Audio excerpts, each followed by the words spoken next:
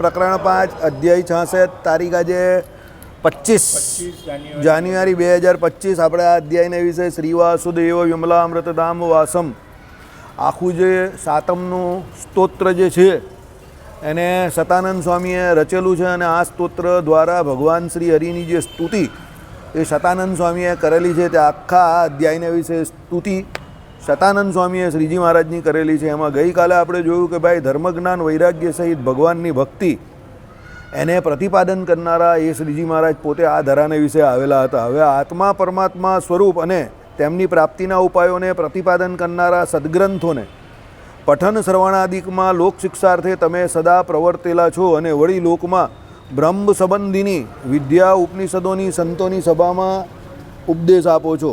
એટલે કહેવાનો તાત્પર્ય શું છે? ભગવાને પોતે જે શાસ્ત્રોની રચના કરી એ શાસ્ત્રોમાં શું છે તો આત્મા અને પરમાત્માના સ્વરૂપની અને તેના ઉપાયોનો પ્રાપ્ત એટલે પ્રતિપાદન કરવાના જે કોઈ સબ્જેક્ટ જે વિષય છે તે છે. કેવી રીતે? જ્યાં વચનામૃત લાલ લઈ આવો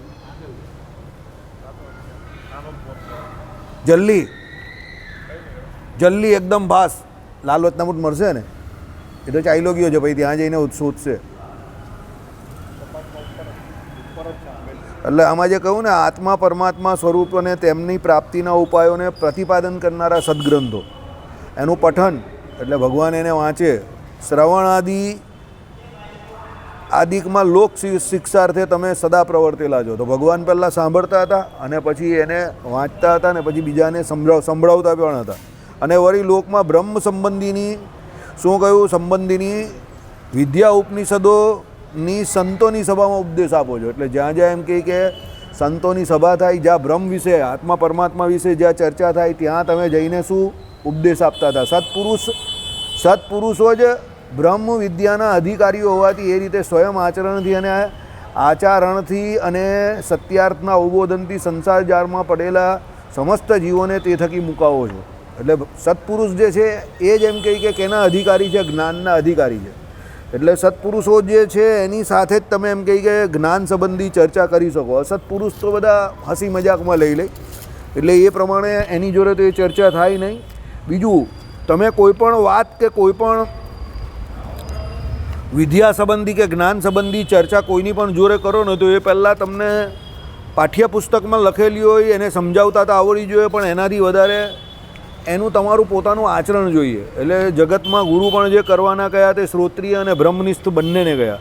શ્રોત્રિય એટલે શું? સર્વશાસ્ત્રોના અર્થને જાણનારો, અને બ્રહ્મનિષ્ઠ એટલે શું છે? બ્રહ્મને વિશે નિષ્ઠા રાખનારો અને એની સાથે બ્રહ્મ સાક્ષાત્કાર જેને થયો છે તેવો. એટલે ભગવાને પોતાના દ્રષ્ટાંતથી અહીંયા એ વાત કરેલી છે કે ભગવાન સર્વશાસ્ત્રોના જે કોઈ સાર એને જાણતા તો હતા, એટલે શ્રોત્રિયો તો હતા, અને એની જોડે બ્રહ્મ નિષ્ઠાવાળા પણ હતા. કારણ કે પોતે ભગવાન સમાધિ બીજાને પણ કરાવતા હતા અને પોતે સમાધિને વિશે વર્તતા હતા. એ પ્રમાણે અહીંયા ભગવાને જો આ આત્મા તત્વનો જે અવબોધ જે છે ને એ પ્રથમના 24મા વચનામૃતમાં આ પ્રમાણે જ આ જ્ઞાનની વાત કરેલી છે. આપણે ફટાફટ ચલવી લઈએ. આમાં જે આવ્યું ને કે ભાઈ આત્મા પરમાત્મા સંબંધી જ્ઞાન, તો જ્ઞાનની વ્યાખ્યામાં શ્રીજી મહારાજે પ્રથમના 24મા વચનામૃતમાં બહુ સરસ રીતે કહ્યું છે.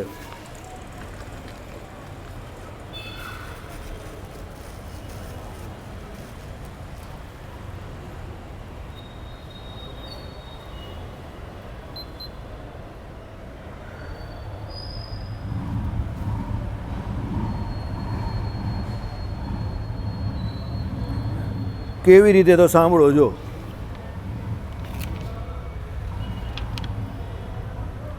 આવી રહ્યું પ્રથમનું 24મું વચનામૃત ગધડા પ્રથમનું. આમાં જ્ઞાનની વાત ભગવાને કરેલી છે. પછી શ્રીજી મહારાજ પરમહંસ પ્રત્યે બોલ્યા છે, જે રીતે જ્ઞાને કરીને સ્થિતિ થાય છે તે કહીએ છીએ. આપણે બધા બહુ જ્ઞાનની ચર્ચા કરીએ છીએ ને, તો જ્ઞાને કરીને સ્થિતિ કોને કહેવાય એ શ્રીજી મહારાજના શબ્દોમાં સાંભળો. એની નીચે પહેલાં જ્ઞાને કરીને તો જ્ઞાન શબ્દની નીચે વ્યાખ્યા કરી આત્મા પરમાત્માના સાક્ષાત યથાર્થ અનુભવ સ્વરૂપ જ્ઞાન. એટલે આપણે કાયમ જ કહીએ છીએ કે પુસ્તકમાં જે લખેલું છે તે જ્ઞાન નથી, એ ઇન્ફોર્મેશન છે. ઇન્ફોર્મેશન એટલે માહિતી છે. જ્ઞાન છે પણ ફક્ત ઇન્દ્રિયોમાં છે. એટલે જ્યાં સુધી ઇન્દ્રિયોમાં જ્ઞાન છે ત્યાં સુધી એ પૂરું જ્ઞાન નથી. સંભવતઃ એમાં શંકા થવાના ચાન્સ છે. કારણ કે ઇન્દ્રિયોમાં જે જ્ઞાન છે તે એકચ્યુઅલી પોતાનું ઇન્દ્રિયોનું નથી, એ જીવાત્મા થકી આવેલું છે. એટલે એ જ્ઞાન કેવું એકદમ પાવરફુલ, મજબૂત ન કહેવાય. સમજો, જે જ્ઞાન તમને ફક્ત ઇન્દ્રિયો સુધી સીમિત છે એ જ્ઞાન એકદમ મજબૂત ન કહેવાય. એના પછી તમે એનો જેમ જેમ નિશ્ચય કરતા જાઓ, દ્રઢ નિશ્ચય થતો જાય એનો, તો પછી એ અંતઃકરણમાં જાય. એ પણ એટલું મજબૂત નથી. પણ જે યથાર્થ અનુભવવાળું જીવાત્મામાં જ્ઞાન હોય,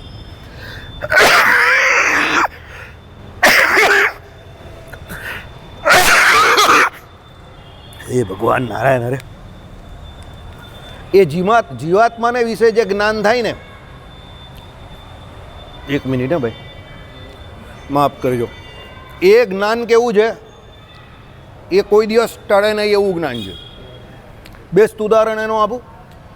જળ ભરતને જ્યારે એમના પૂર્વજન્મનો બધું જ્ઞાન એમને હતું, એટલે પહેલાં જ્યારે ભરત રાજા હતા તે, અને જીવને વિશે એમને એવું થઈ ગયેલું કે મારે ભગવાન ભજીને મોક્ષ કરવો છે. પછી મૃગલીનું બચ્ચું આવ્યું પિક્ચરમાં, અને પછી એમનો મોક્ષ ન થયો અને મૃગલીનો દેહ આવ્યો. પણ મૃગલીનો દેહ આવ્યો તો પણ એ પૂર્વજન્મનું જ્ઞાન એમનું વિસરેલું નહીં. અને એને કરીને એ પોતે પોતાની જાતને ધિક્કારતા હતા કે અમે શું કરવા નીકળેલા અને આ મૃગલીનો દેહ આવી ગયો.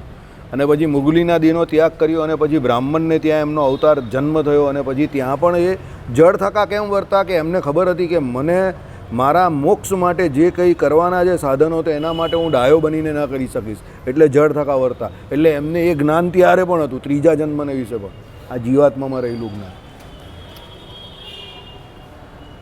દેહ બદલાઈ ગયો પણ એ જ્ઞાન ન ગયું. બરાબર? એટલે જીવાત્મામાં રહેલું જ્ઞાન જતું નથી. તમે જોજો ઘણા જ્ઞાન આપણે પણ એવા જીવાત્મામાં હોય છે, નથી હોતા એવું નથી. બરાબર? તમે ઘણા કામ બહુ સહજતાથી કરી નાખો ને, એ તમને પૂર્વજન્મનો દાખલો હોય એટલે બહુ સહજતાથી થઈ જાય. ઘણા જે અત્યારે નવા કામ કરો છો તે તમને તરત ન થાય. એનું કારણ શું છે? એ જ્ઞાન હજુ તમારી ઇન્દ્રિયોમાં આવે છે, એટલે હજુ માહિતીરૂપ છે. પછી ધીરે ધીરે ધીરે જેમ તમે એનો અનુભવ કરશો એમ આગળ જશે. એટલે જ્ઞાનની વ્યાખ્યા એટલી સરળ નથી.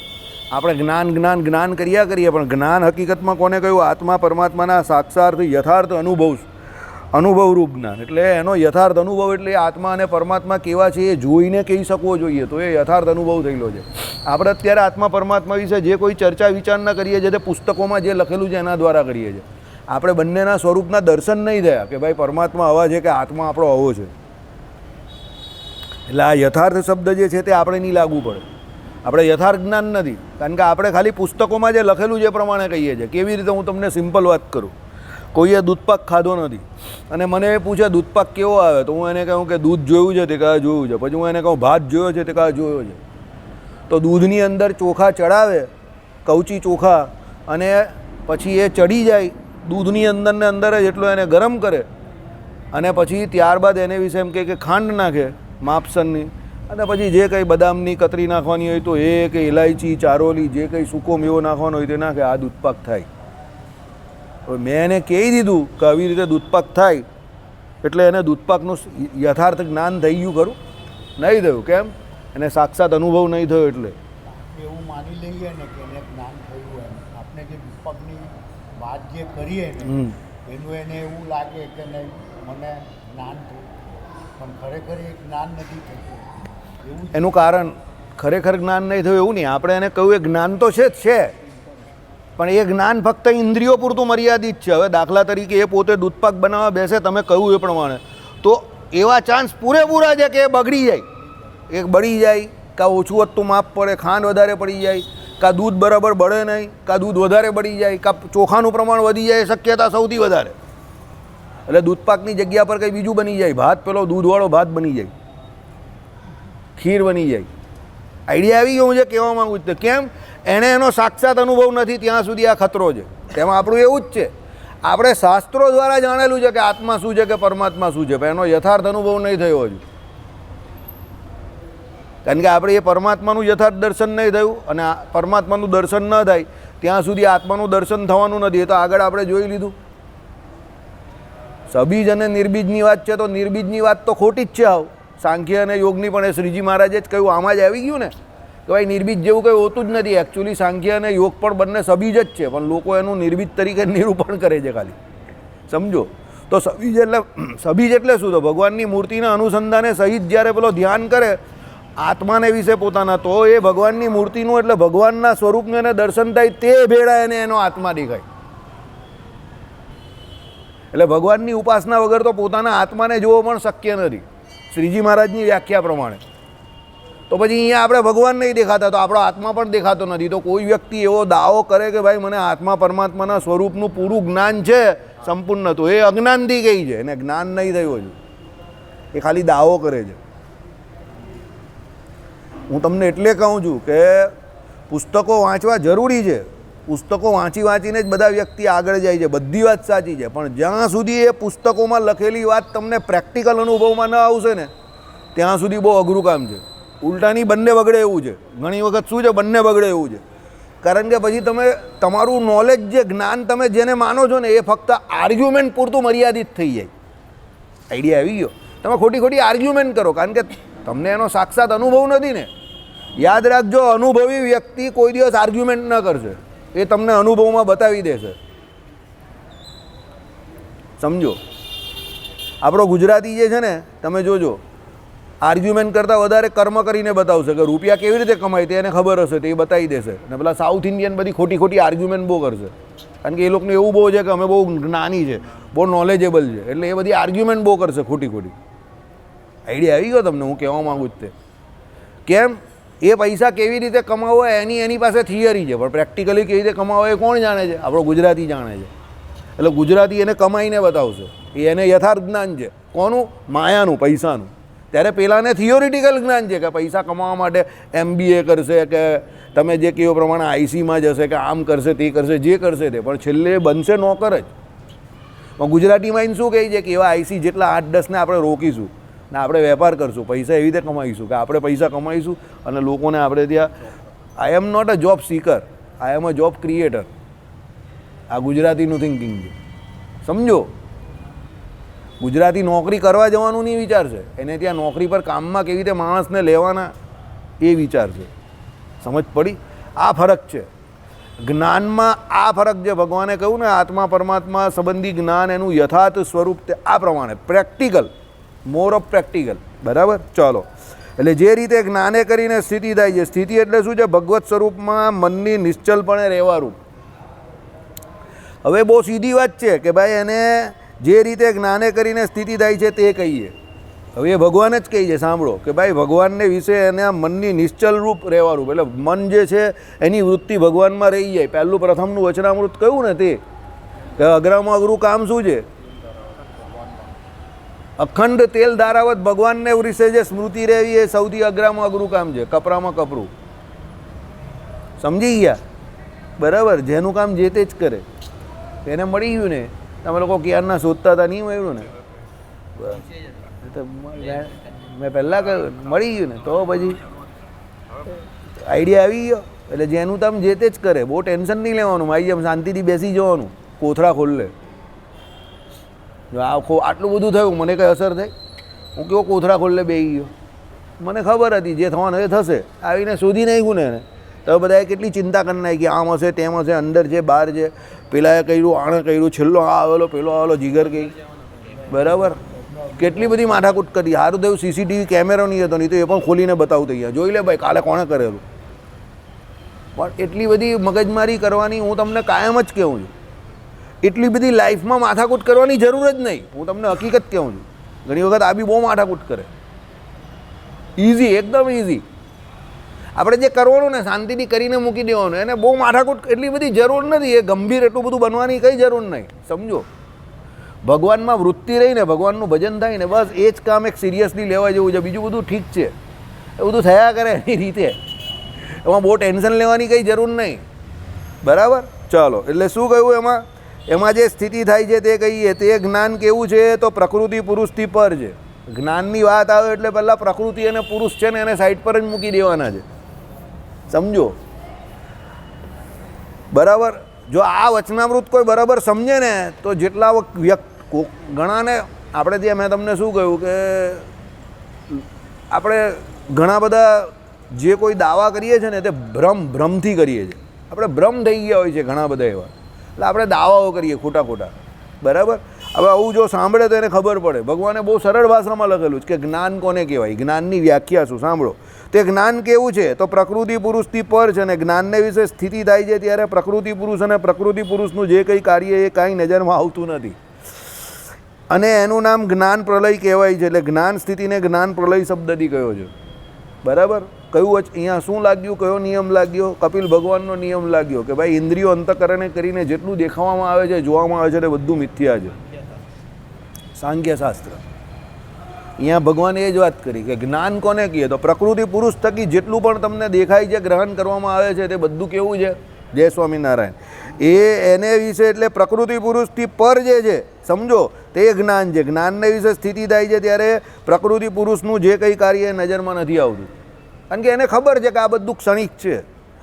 ચાલ ભાઈ, કોઈએ બહુ મસ્ત બહુ જોરદાર દુનિયાની સારામાં સારી ઇમારત બનાવી, કરોડો અબજો રૂપિયાના ખર્ચે બનાવી, પણ છેલ્લે એ ગમે ત્યારે જીર્ણ થવાની છે અને થવાની છે. તાજમહલને આ લોકો ગમે એટલો બચાવવાનો પ્રયત્ન કરે, કેટલા વર્ષ સુધી બચાવી શકશે? જે કોઈ પ્રોડક્ટ હોય, દુનિયાની દરેક પ્રોડક્ટ હોય એની એક્સપાયરી હોય જ, એની ડેડલાઇન હોય જ. તમે એની સાર સંભાળ ન રાખશો તો થોડા વધારે સમય એ ટકશે, પણ છેલ્લે તમારે એનું કાં ફોર્મ સ્ટ્રક્ચર કંઈ ને કંઈ બદલવું પડશે ને, કાં એને રીફોર્મ કરવું પડશે, જીર્ણ થશે, તોડવું પડશે, નવું બનાવવું પડશે, પણ કરવું તો પડશે જ ને. સમજો કેમ? પ્રકૃતિ પુરુષનું જે કોઈ કાર્ય છે તે બધું કેવું છે? રોજ રોજ નાશ જ પામે છે. એટલે જે પ્રકૃતિ અને પુરુષમાંથી થયેલું છે તે બધું નાશ પામવાનું છે, આજે નહીં ને કાલે. એટલે એને મિથ્યા કહ્યું છે વિશિષ્ટાદ્વૈત વેદાંતમાં. હવે જેને જ્ઞાન થઈ ગયું ને એની નજરમાં એ બધી વસ્તુ જ નથી આવતી, એટલે આ બધું ગૌણ થઈ જાય એના માટે કે તો છે, નેચરલ છે, થશે, આજે નવું છે કાલે જૂનું થવાનું હોય, પછી પાછું રિફોર્મ થશે તો પાછું નવું થઈ જશે. એટલે એની બહુ ચિંતા નહીં કરવાની, નેચરલ પ્રોसेस है. सुबह के बाद दोपहर, दोपहर के बाद शाम और शाम के बाद रात, ये सब नेचरल मोमेंट है. આમાં આપણે કંઈ કરતા નથી અને આમાં તમે કંઈ ઇન્ટરફિયરન્સ કરી પણ નહીં શકો. આ બધું નેચરલ મુવમેન્ટ છે, એ થવાનું જ છે. આજે થયેલું કાલે પણ થશે અને આ ઘટના જે છે તે ઘટ્યા જ કરવાની છે. ભૂગોળ આપણે શું કહીએ છીએ? ભૂગોળ. ભૂ એટલે શું? પૃથ્વી. અને એ કેવી છે? ગોળ. હવે ગોળ ગોળ વ્યક્તિને સમજવો બહુ અઘરો છે કારણ કે ગોળના કયા ખૂણાને તમે પકડો? આમ પકડો, આમ પકડો, આમ પકડો, કારણ કે ગોળ છે, સમજો. એનો કોઈ ચોક્કસ ખૂણો આવવાનો નથી, એટલે એનું નામ શું કહ્યું છે? ભૂગોળ. એ ગોળ છે એટલે ભૂ છે. ભૂ એટલે પૃથ્વીલોક. બરાબર. એટલે છે એવું, પણ યાદ રાખજો એ કેમ એવું છે? કારણ કે એ ક્રિએશન કોનું છે? ભગવાનનું છે. ભગવાનનું ક્રિએશન છે તે ભગવાન જ જાણે અને ભગવાનની કૃપા વગર આપણે જાણી શકીએ નહીં. સમજો. એટલે પરમાત્માની કૃપાની એને જાણવા માટે બહુ જરૂર છે. બરાબર.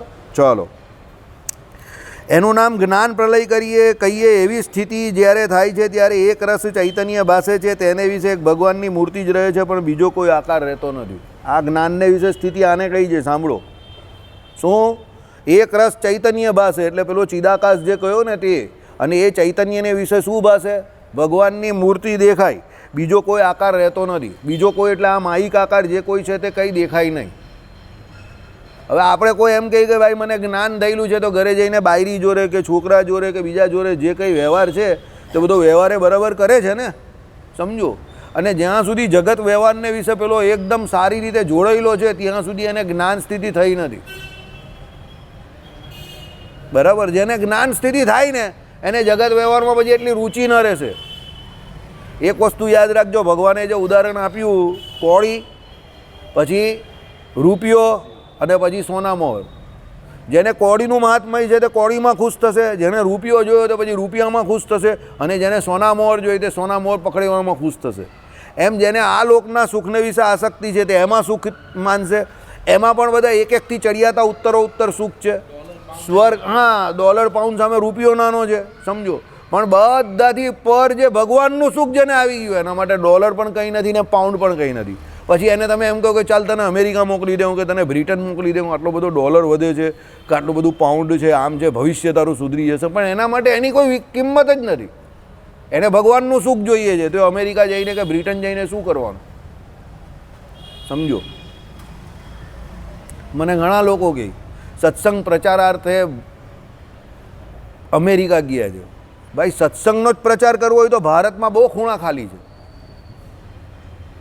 એટલે સત્સંગ પ્રચારાર્થે નથી ગયા, પણ સત્સંગ પ્રચારના નામ પર જે જોડણી ભરવાની ને એના માટે ગયા છે.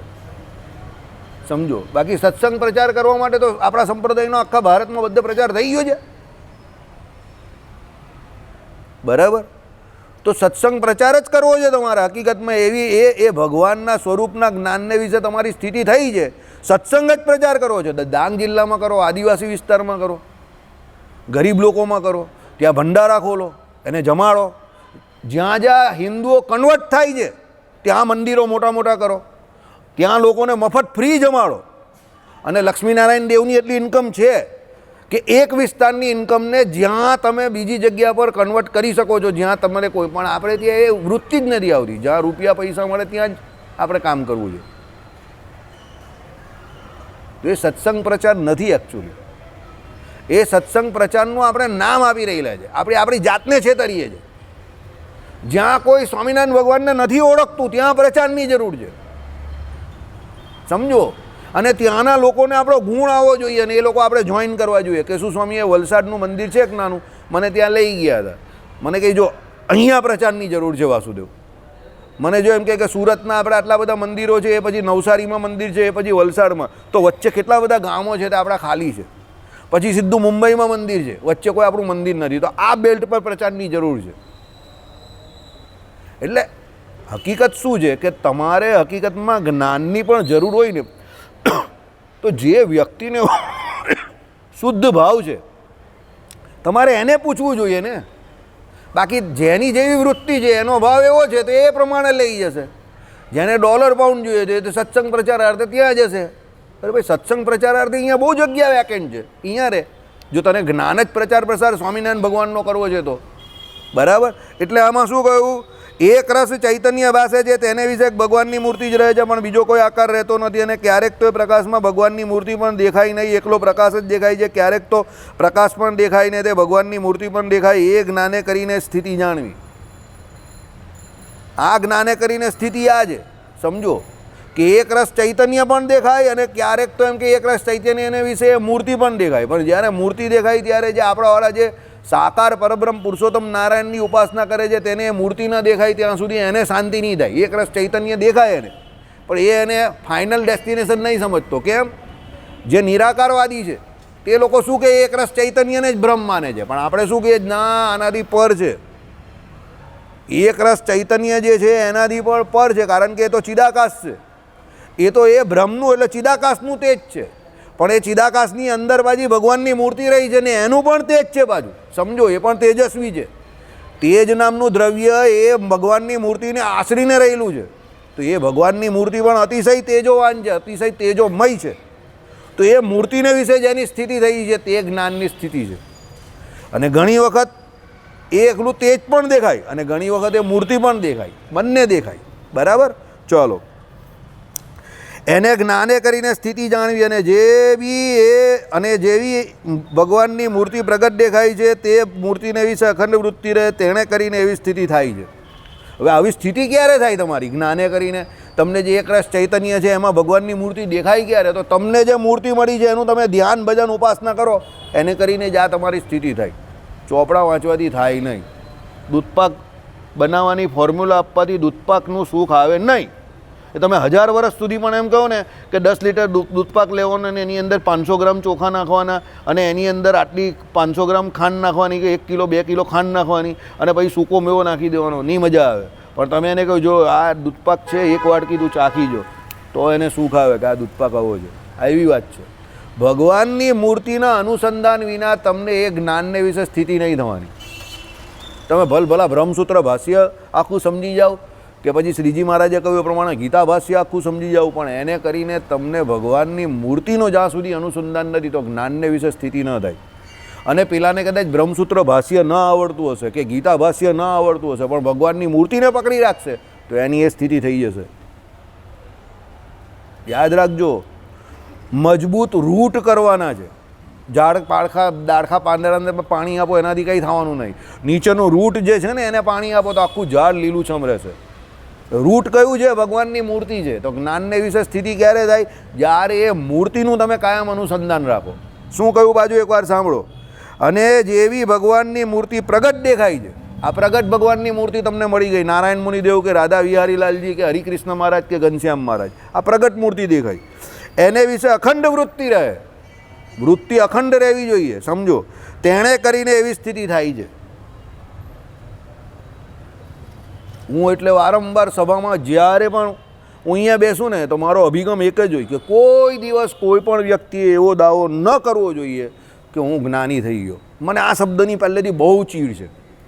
કોઈ પોતાની જાતને જ્ઞાની તરીકે જોરદાર રીતે એકદમ પ્રમોટ કરે ને કે રેકમેન્ડ કરે ને તો મને એની બહુ ભારે ચીડ છે, જન્મજાત ચીડ છે, સમજો. કોઈ એક ઇન્ડિવિજ્યુઅલ વ્યક્તિ પ્રત્યે નહીં, પણ કોઈ પણ જગ્યા પર કોઈ પણ વ્યક્તિ એવું જોરદાર ઇમ્પોઝ કરે ને કે ભાઈ હું બહુ જ્ઞાની વ્યક્તિ છું કે બહુ પાવરફુલ છું, ને લોકો પછી એવું કહે ને અને તો બહુ જ્ઞાન છે, બહુ હોશિયાર છે, તો મને અમુક ફરી દાંત આવી જાય, હસવું આવી જાય, એમ લિટરલી હસવું આવે. કેમ હસવું આવે? કે જ્ઞાનની વ્યાખ્યા તમે જેટલી સરળ સમજો છો એટલી સરળ નથી. જ્ઞાન એટલું સરળ નથી, સમજો. જ્ઞાન તો ખાવું પીવું ઊંઘવું બેસવું બધું જ્ઞાન છે, પણ એને હકીકતમાં ઇઝ ધેટ રિયલી એ જ્ઞાન? એ જ્ઞાન થોડું છે. તો દરેક જીવ પ્રાણી માત્રમાં હોય છે. પોતાનું હિત વિચારવું, શરીરનું હિત વિચારવું, શરીર માટે જે કોઈ સાધનો જે છે એ સાધનો ઉત્પન્ન કરવા કે એ સાધનો મેળવીને સુખ મેળવવાનો પ્રયત્ન કરવો, એ હકીકતમાં જ્ઞાન છે. તો બધા કરે છે, જ્ઞાન છે, પણ એ કેટલું મહત્વનું? એ તો સ્વાર્થરૂપી જ્ઞાન છે કે શરીરના પાલન પોષણ માટે, બૈરી છોકરાના પાલન પોષણ માટે બધા માણસ રોજ સવારે બહાર જાય છે અને સાંજે 11 વાગ્યા સુધી 12 વાગ્યા સુધી કામ કરે છે. તો જ્ઞાન નથી? જ્ઞાન છે, પણ એ જ્ઞાન જે છે તે બહુ ટૂંકી બુદ્ધિનું જ્ઞાન છે, સમજો. બરાબર? અમારે ત્યાં પેલી બેગ આવે ને તો બેગ હું આમ મૂકીને ચાલ્યો જાઉં તો ઘણા લોકો શું એને પગે લાગે, આમ તેમ, તો મને હસવું આવી જાય. પેલા બધા ઘણા કંઈ રોજીરોટી છે, આમ છે તેમ છે. મેં કહું આ નિર્જીવ બેગ જે છે એ તારી રોજીરોટી છે? આ તું આ બેગને તારી રોજીરોટી માને છે? તું મારી સામે આમ કરીને જોયા કરે કે તું કહેવા શું માંગે છે કંઈ ખબર નહીં પડતી. પછી મેં કીધું સોરી, ભૂલ થઈ ગઈ, જવા દે. તમારી રોજીરોટીનું સાધન કોઈ નિર્જીવ બેગ કેવી રીતે હોઈ શકે? How can it be? પણ લોકોને એટલી બધી અંધશ્રદ્ધા છે અને લોકો એટલા બધા ભયમાં જીવે છે. ખબર નહીં એ ભય કયો છે. ઇન્સિક્યુરિટી એવી છે ને કે લોકો જ્યાં પેલું કહે ને એક મૂરખને એવી ટેવ પથ્થર એટલા પૂજે દે એવા છે, જેને તેને જ્યાં આવે ત્યાં નીચે. બસ ભારતીયો ગુલામીના એવા આદતી થઈ ગયા જ ને કે એને જ્યાં હોય ત્યાં ઝૂકી જવાની આદત પડી ગઈ છે. કોઈ નિર્જીવ બેગ તારી રોજીરોટી કેવી રીતે હોઈ શકે? એવું બની શકે કે તું એના ઇમ્પોર્ટન્ટ મહત્ત્વના કાગળો અંદર રાખતો હોય કે અંદર રૂપિયા પૈસા રહેતા હોય તો ઠીક છે કે તું એને બરાબર મૂકે, પણ એને કંઈ એમાં એટલું બધું એ નથી કે તું એની પૂજા કરે કે એ કંઈ તારા માટે ભગવાન નથી. એ ખાલી તારા શરીરનું પાલન પોષણ કરવાનો એક જરિયો છે. પણ આપણે એક અજ્ઞાના ઘૂસી ગયું છે. શું? કે આપણા શરીરના પાલન પોષણને આપણે ભગવાન સમજી બેસીએ છીએ. પણ ભગવાન તો પેલો જંગલમાં બેઠેલા જેને કંઈ ખબર નથી ને એનું પણ શરીરનું પાલન પોષણ કરે જ છે. એટલે આપણા શરીરના પાલન પોષણ કરનારને કે શરીરનું પાલન પોષણ થઈ રહેલું છે એને કંઈ બહુ મોટું મહત્ત્વ આપવાની જરૂર નથી. એ નેચરલ પ્રોસેસ છે, એ થવાનું જ છે. તમારા ભાગ્ય પ્રમાણે થશે. કીરીને કણ ને હાથીને મણ મળી જ રહેશે. એના માટે એને જે કર્મ કરવાનું છે તે કર્યા કરવાનું. શરીરે કરીને જે કરવાનું છે એ આપણે કરતા નથી. ને શરીરના પાલન પોષણ કરનારા ઉપર અને શરીરનું પાલન પોષણ કરવામાં આપણી જિંદગીનો મેજોરિટી ઓફ ધ સમય આપણે કાઢી નાખીએ છીએ અને એને જ આપણે ભગવાન સમજીએ છીએ. આપણું સૌથી મોટું અજ્ઞાન, સમજો. જો શરીરનું પાલન પોષણ કરવાને જ આપણે જ્ઞાન સમજતા હોઈએ અને જે કરતા હોય આ લોકમાં જે કોઈ હોય જેના દ્વારા તમને પૈસા મળતા હોય, જો એ જ ભગવાન હોય તો પછી તો થઈ રહ્યું જગતનું કામ. દુનિયામાં કેટલા બધા ભગવાન થઈ જાય, કારણ કે કેટલા બધા લોકો આવી રીતે જોબ ક્રિએટર છે, તે બધા ભગવાન થઈ ગયા, સમજો. શરીરનું પાલન પોષણ બધા જાનવર કરે છે, પણ આપણી સનાતન સંસ્કૃતિ શું કહે તે સમજો કે એ શરીરની ઉપર ઉઠવું એ જ્ઞાન છે. એટલે આપણે જેને જ્ઞાન સમજીએ છીએ એ જ આપણું સૌથી મોટું શું છે? અજ્ઞાન છે. બહુ મોટી મગજમારી છે, બહુ મોટી મગજમારી છે, સમજજો. દુનિયાનો સૌથી બેવકૂફ માણસ કોણ છે ખબર જ તમને? કહી દઉં, હું પોતે. હવે એનું કારણ તમને કહું કે હું પોતે કેમ બેવકૂફ. હવે તમને ખોટું લાગશે. અત્યાર સુધી તમને મજા આવી હશે કારણ કે મેં મારી જાતને બેવકૂફ કહી. હું કેમ મારી જાતને બેવકૂફ કહું છું ખબર? કારણ કે મેં મારી 50 વર્ષની જિંદગીમાં ઘણા બધા બેવકૂફ માણસને ઓળખી હું ન શક્યો, એટલે હું મારી જાતને બેવકૂફ કહું છું. આઈડિયા આવી ગયો તમને? હું બેવકૂફ એટલે છું કે હું બેવકૂફ માણસને 50 વર્ષ સુધી ઓળખી નહીં શક્યો કે આ બેવકૂફ છે. મને હવે ખબર પડી કે આ બધા બેવકૂફ છે, સમજો. એટલે હું પણ બેવકૂફ છું. આઈડિયા આવી ગયો તમને? આ વાત છે આમાં. 90-95% અને સનાતન સંસ્કૃતિ સિવાયની બધી કલ્ચર શરીરના પાલન પોષણને જ જ્ઞાન સમજે છે. રૂપિયા કમાવાને જ હોશિયારી સમજે છે. સંપત્તિ મોટી કરવાને ને વધારવાને જ એ લોકો શું સમજે છે? ટેલેન્ટ સમજે છે. એકચ્યુઅલી એ ટેલેન્ટ છે નથી, જોઈ લો. શાસ્ત્ર નથી કહેતું, બરાબર? ચાલો.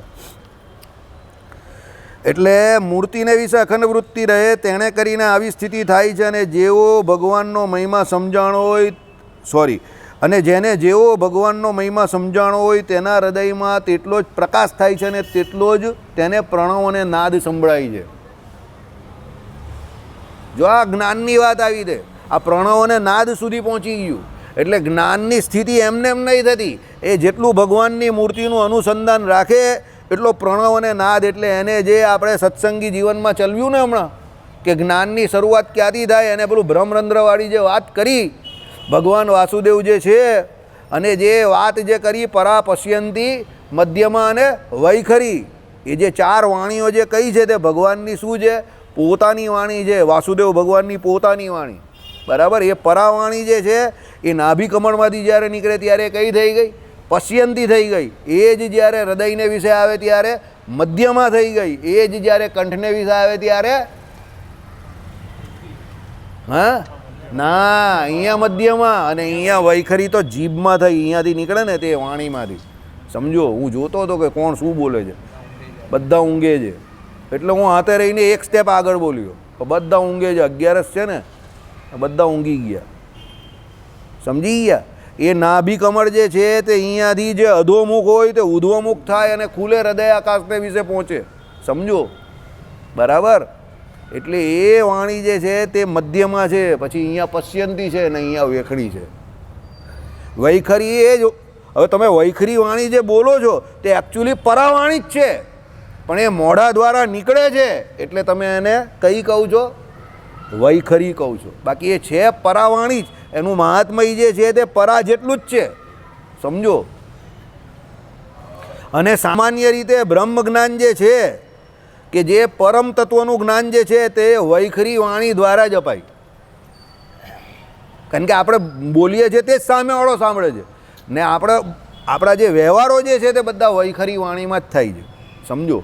એટલે અહીંયા શું કહ્યું કે જેને જેટલો ભગવાનનો મહિમા સમજાયો એટલો જ એને પ્રકાશ થાય છે, સમજો.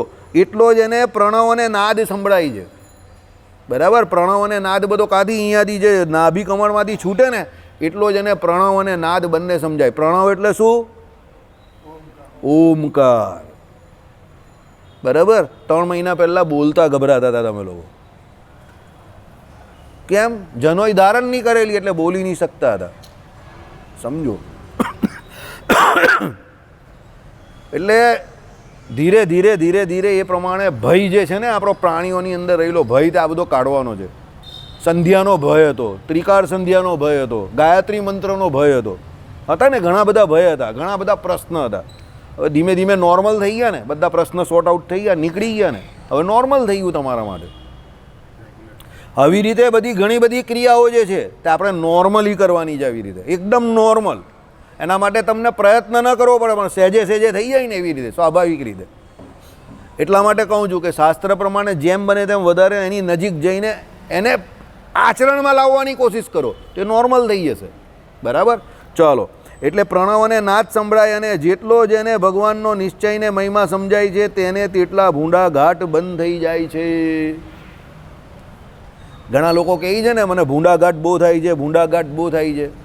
એ તો બોલાય નહીં, પણ ભૂંડા ઘાટ જેને જેટલા વધારે થતા હોય એટલી એને નિશ્ચયમાં એટલી કાચપ હોય, ઉણપ હોય, સમજો. જેને ભગવાનનો યથાર્થ નિશ્ચય થાય ને એને બુંડાગાટ ઓટોમેટિક સમી જ જાય. એ પેલા પ્રકાશ અને અંધકાર જેવું છે. અહીંયા 6 વાગ્યા પહેલાં લાઇટ ન ચાલતી હતી તો અંધારું હતું, પછી લાઇટ ચાલુ કરી એટલે આ પ્રકાશ અત્યારે આવી ગયો, તો અંધારું અત્યારે બહાર છે, પણ અહીંયા કેમ અંધારું નહીં દેખાતું? કારણ કે પ્રકાશ થઈ ગયો એટલે અંધારું રહે નહીં. એટલે પ્રકાશ રહે એટલે અંધારું હોય જ નહીં. તમે કોઈ દિવસ એવું ન કહી શકો કે સૂર્યનારાયણની જગ્યા ઉપર અંધારું હતું. તમને સામેવાળો હાસ્યાસ્પદ કહે. કેમ? જે જગ્યા પર સૂર્યનારાયણની જગ્યા હોય, જ્યાં સૂર્યનારાયણનો પ્રકાશ પહોંચતો હોય ત્યાં અંધારું કોઈ દિવસ રહી શકે? ના રહી શકે. જ્યાં સૂર્યનારાયણનો પ્રકાશ હોય ત્યાં અંધારું ના રહી શકે. વચ્ચે વાદળ આવે તો સૂર્યનારાયણનો પ્રકાશ પહોંચતો નથી એટલે અંધારું છે. યાદ રાખજો. એટલે અજ્ઞાન ક્યાં સુધી તમારે ત્યાં ઘર કરીને રહી છે? જ્યાં સુધી તમને જ્ઞાન થયું નથી ત્યાં સુધી. જ્ઞાન થશે એટલે અજ્ઞાન ઓટોમેટિક ચાલ્યું જશે. એટલે અંધકાર દૂર થશે ક્યારે? જ્યારે લાઇટ પ્રકાશ થશે. એટલે લાઇટ આવી ગઈ, ચાલ્યો ગયો અંધકાર. આ એવી વાત છે કે આપણે ભૂંડાગાટ કેમ થાય છે? યથાર્થ નિશ્ચય નથી. હવે પાછી અહીંયા બીજી વાત, ઘણા બધા લોકો એવો દાવો કરે છે કે ભાઈ મને ભગવાનનો યથાર્થ નિશ્ચય છે, સ્વામિનારાયણ ભગવાનને મેં જાણી લીધા, મેં ઓળખી લીધા. જો ભગવાનનો એને નિશ્ચય થાય ને અને જાણી લીધા હોય ને શાસ્ત્ર પ્રમાણે યથાર્થ, તો પહેલાં તો જાણી જોઈને કોઈ ખોટું કામ એ કરે જ નહીં. જે ભગવાનને જાણતો એ ખોટું કામ કેવી રીતે કરી શકે? સમજો, અર્જુનજી અને આપણે દ્રૌપદીજીના 5 દીકરાને જુવાન જોત વગર વાંકે અશ્વત્થામાએ મારી નાખેલા. અને અશ્વત્થામાને પકડો અર્જુનજીએ અને એને બાંધ્યો અને એને રથમાં લઈ જતા હતા ઘસડીને. તો ભગવાન શ્રી કૃષ્ણએ કહ્યું કે દ્રૌપદીએ તો એવું કહ્યું છે ને કે ભાઈ જેને મારા દીકરાને માર્યા હોય એને તમે જીવતો કા મરેલો લઈ આવો, તો આને તું મારી નાખ ને, અહીંયા જ તલવાર છે જ તારી પાસે, ગરદન ઉડાડી દે આની. તો અર્જુનજીએ શું કહ્યું ખબર છે? દ્રૌપદીજીના 5 છોકરાને, દ્રૌપદીના 5 છોકરાને માર્યા છે ને, અને દ્રૌપદી માટે એને લઈ જવાનો છે ને, તો એ દ્રૌપદી નક્કી કરશે કે આને શું કરવાનું છે. હવે સમજો, એ જગ્યા પર અર્જુનજી અશ્વત્થામાને મારી શકતા હતા, કારણ કે સામે કહેનારા કોણ હતા? ભગવાન હતા. તો પણ એને ન માર્યા. કેમ? ભગવાનનો યથાર્થ નિશ્ચય હતો. બ્રાહ્મણ અવેદ્ય છે, બ્રાહ્મણની હત્યા નહીં થાય. તમે કહો આચાર્ય દ્રોણ, તો એની હત્યા પાંડવોએ નથી કરી. યાદ રાખજો, ધૃષ્ટદ્યુમ્ને એનું માથું કાપેલું, પાંડવોએ નહીં કરી. બ્રાહ્મણ અવેદ છે, યાદ રાખજો. એટલે અર્જુનજી એને ન માર્યા. ભગવાનનો નિશ્ચય એને કહેવાય કે ભગવાન પોતે પણ કહે તો પણ ભગવાને શિક્ષા વચનામૃતમાં લખેલું છે કે કદાચ ભગવાન પણ કોઈ આજ્ઞા લોપવાનું કહે ને તો પણ એ શું ત્યારે પાછળ થેલાશે, તરત નહીં કરશે, ત્વરિત નિર્ણય ન લેશે. એટલે અર્જુનજીએ ત્યારે તાત્કાલિક નિર્ણય લઈ લીધો. કેમ? બ્રાહ્મણનો દીકરો છે, કે આ તો ભગવાન જે હમણાં કહે છે એવું ચેક કરતા હતા ભગવાન કે આને કેટલો નિશ્ચય છે શાસ્ત્રોમાં ને મારી ઉપર. અર્જુનજીએ શું કરે? એના દીકરાને મારી નાખેલા વગર વાંકે. ક્ષત્રિયનો દીકરો પાછો, એને કંઈ એવું ન હતું કે એને ન મારી શકે, એના કંઈ હાથની ધ્રુજતા હતા, પણ ના, એને ભગવાનના સ્વરૂપનો નિશ્ચય હતો. એટલે કે નહીં, બ્રાહ્મણ અવેદ્ય છે, એને નહીં મારવું. ભગવાનના કહેવા છતાં પણ ન માર્યો. ભગવાન કહે કે કહેવું પડે. આ જ્ઞાન જે છે ને, આ જીવાત્માને વિશે જ્ઞાન, તમારા જીવાત્મામાં જ્ઞાન છે, એ તમને તમારા કપરા સમયમાં ધૈર્ય આપે, ધીરજ આપે. જો તમને કપરા સમયમાં ધીરજ નથી રહેતી તો તમે ફક્ત જ્ઞાનનો દાવો કરો છો, તમને જ્ઞાન છે નહીં. તમે તમારા કપરા સમયમાં ધર્મને સાચવવાનો પૂરો પ્રયત્ન કરો છો તો તમને જ્ઞાન છે. કારણ કે કપરા સમયમાં જ ધર્મની કસોટી થાય. બાકી આમ સામાન્ય રીતે તો આપણે બધા ધર્મનું પાલન કરીએ જ છે. મિત્ર કપરા સમયમાં મિત્ર કામમાં આવે, ફોન કરો ને રાત્રે આવી જાય ને, બોલ ભાઈ વાસુદેવ શું છે? પછી કોરોના કાળના 15 દિવસ નીકળી જાય, 50 દિવસ નીકળી જાય, હે આવું થયું? કંઈ નહીં. બધાને બધી ખબર હોય તો પણ કોઈ ફોન પણ નહીં કરે. કેમ? ફોન કરશું તો કામ આપશે વાસુદેવભાઈ કદાચ કંઈ. એટલે મિત્રતાની ખબર પડી જાય કે કોણ કેવો મિત્ર છે, ઓળખાણ તરત થઈ જાય. બરાબર? હું તમને વારે વારે કહું છું, તમે લોકો કોઈને બનાવતા નથી, બરાબર? પણ પેલો જાતે બની રહેલો હોય, એને બધી ખબર હોય, પણ પેલો જાતે બને. કેમ? શું કામ મગજમારી કરીને કોઈની જોડે સંબંધ બગાડવો? જે જેવો છે તેવો જ રહેવા માંગે છે તો પછી એને સુધારવાની કોઈ શક્યતા છે નહીં, તો પછી શું કામ એની જોડે બોલીને સંબંધ બગાડવો? કારણ કે લોકો આજકાલ દિવાસળીના ઢગલા જેવા થઈ ગયા છે. જરા ટચ કરો એટલે બૂમ. બરાબર. એટલે આવો દાવો કોઈ દિવસ કોઈ જગ્યા પર કરતા નહીં કે મને જ્ઞાન થયું છે. બરાબર. આ બધી વ્યાખ્યામાં અહીંયા બેઠેલો કોઈ આવતો નથી, ઇન્ક્લુડિંગ માય સેલ્ફ. અને અહીંયા જે સાંભળી રહ્યા છે એ પણ કોઈ આવતો નથી. એટલે એવો દાવો કરતા હોય કે મને યથાર્થ નિશ્ચય છે, તો એવો દાવો ન કરતા. કારણ કે એ તમે પાખંડ ધર્મનું શું કરો છો? પાલન કરો છો. એ પાખંડ છે કે જે તમારામાં નથી એ તમે બતાવી રહેલા છો. ભૂંડાઘાટ નહીં થતા આપણે? કોણ કહી જેવું કે મને ભૂંડાઘાટ નહીં થતા? થાય છે કે નહીં? તો પછી આપણે નિશ્ચય થયો નથી. આપણે ખાલી કે હવે સ્વામિનારાયણ ભગવાન મળ્યા હું જોવાનું? અરે એ બોલવાનું છે ફકીર મોહમ્મદ. એ ખાલી તું બોલે છે, આચરણમાં કાં છે? પેલા સાહેબ કહેતા હતા એ પ્રમાણે ચોરી પહેલો વર્તમાન એ તો સાહેબ જ ભૂલી ગયા. બાપુ પહેલો ચોરીવાળો વર્તમાન તો આપણા સંપ્રદાયમાં કેટલા ટકા લોકો પાડે છે? એ ધંધામાં હાલે, ધંધામાં હું હાલે? કેટલું હાલે? કેટલા ટકા હાલે? એમ ધંધામાં હાલે કરીને બધા ચોરાટિયા થઈ ગયા. લાલ ચાલ્લો જોઈને ભેંસ પણ ભડકવા માંડી. હવે માણસની તો કા વાત કરો? સમજો, એવી ઇમ્પ્રેશન કરી નાખી કે અમારા જેવા પીળો કરવો પડે છે. હવે પૂછતા નહીં કે પીળો કેમ કરો છો વાસુદેવભાઈ? સમજી ગયા? બહુ પ્રેક્ટિકલ માણસ છું. Let's be practical about that. રોજ 50, 100, 200 માણસને મળવાનું એટલે પીળો જ ચાલ્લો કરવાનો. પેલો કન્ફ્યુઝ જ રહી કે આ કયા સંપ્રદાયમાં જાય છે, શું કરે છે. જૈન વાણીઓ મળે તો જૈન બની જવાનું, પેલો મળે તો પેલા બની જવાનું, આ મળે તો જે દુકાનમાં જે માલ મળે એ વેચી જ નાખવાનો. એવો દાવો નહીં કરવાનો કે હું આ જ છું. કારણ કે રોજ પેપરોમાં આપણા જ નામ આવતા હોય, પેલો બતાવે પછી આપણે આ તમારા વાલો છે, આ તમારા વાલો છે, આ તમારા વાલો. મારા ઘરનો એવી રીતે મને બતાવે. હવે કેટલા જવાબ આપતા ફરવું? એટલે પેલો બતાવે ભાઈ એ મારા વાળો નથી, તરત જ ખસી જવાનું. મને શું લાગે બધાના જવાબ આપવા કે હું થોડો બેઠેલો જ અહીંયા? સમજો. અને હકીકતમાં એ વ્યક્તિ કેવો છે તો મને પણ નહીં ખબર, તો હું પછી એનો વકીલ બનને શું કામ કંઈ બોલું? બરાબર. એટલે એ માથાકૂટમાં પડવું જ નહીં, પીળો ચાંદલો કરવાનો.